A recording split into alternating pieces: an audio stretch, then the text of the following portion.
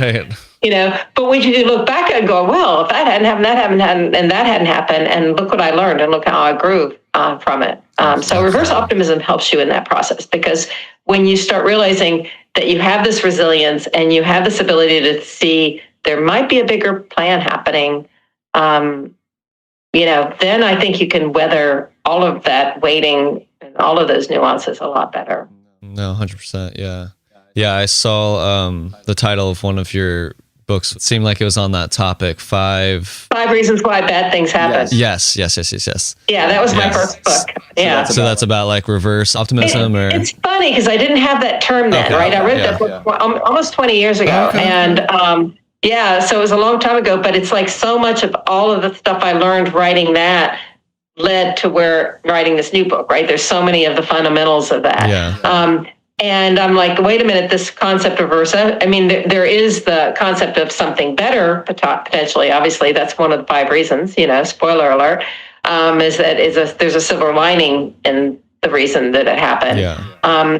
But the whole concept of orchestrating a reverse optimism is relatively new, really. Gotcha. What's that process? Like, let's go through this and look at this thing, and let's look at some of our past wishes and see any of those 4 responses, how they might have served us. Mm-hmm. Gotcha.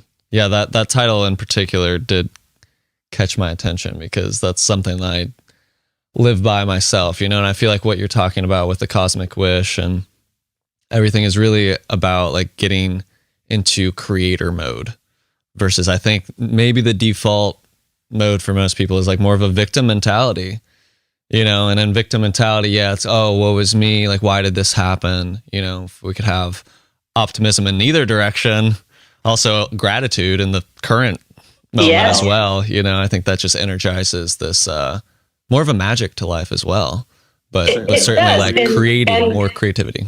Yeah, in fact, there's a story you might appreciate. I actually, back when I was writing that book, I had the pleasure of meeting Rabbi Harold Kushner, who wrote the book When Bad Things Happen to Good People, if you know that book. Yeah, I've heard of it, yeah.